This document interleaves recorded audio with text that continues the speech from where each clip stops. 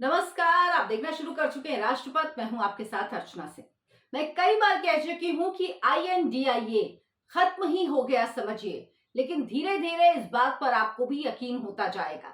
5 राज्यों का चुनाव खत्म होते होते इंडिया अलायंस भी खत्म हो जाएगा।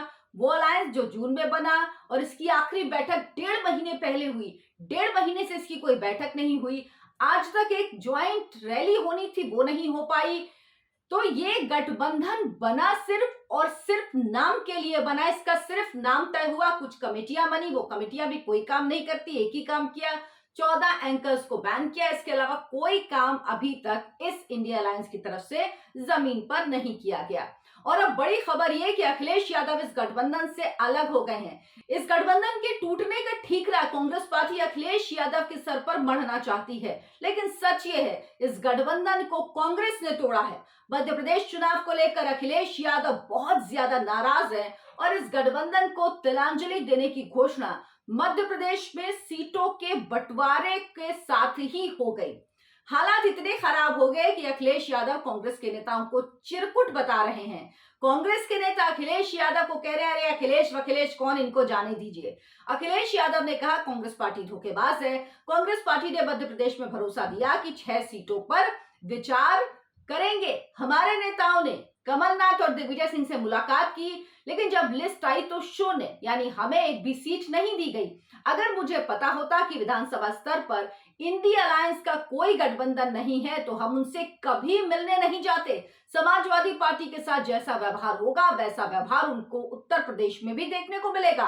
दरअसल कांग्रेस पार्टी की तरफ से कहा गया कि समाजवादी पार्टी का मध्य प्रदेश में कोई जनाधार नहीं है, उसकी कोई हैसियत नहीं है।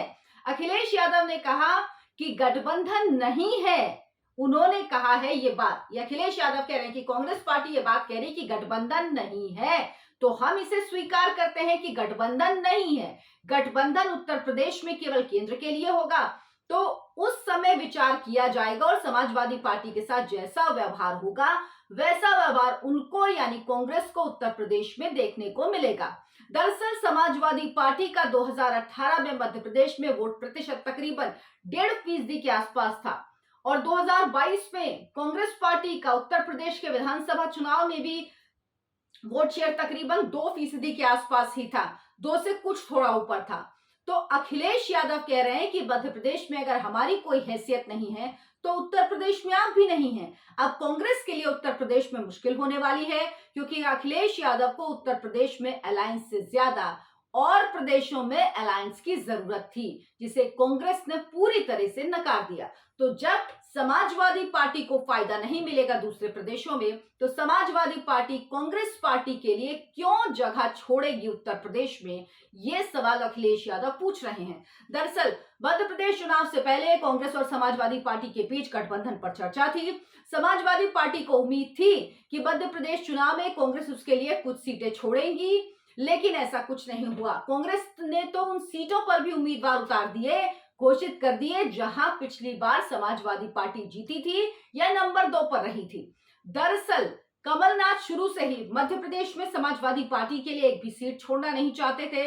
वो किसी भी पार्टी से गठबंधन नहीं चाहते थे, वो सभी सीटों पर अकेले चुनाव लड़ना चाहते थे, लेकिन आला कमान का दबाव था। इसी दबाव के चलते उन्होंने समाजवादी पार्टी के नेताओं से मुलाकात की, बैठक की, लेकिन जब सीटों की घोषणा की तो उसमें पूरी अपनी मनमानी की और समाजवादी पार्टी को एक सीट भी नहीं दी, यानी सीट बंटवारे में पूरी तरह से कमलनाथ की चली, राहुल गांधी की कोई बात नहीं मानी गई।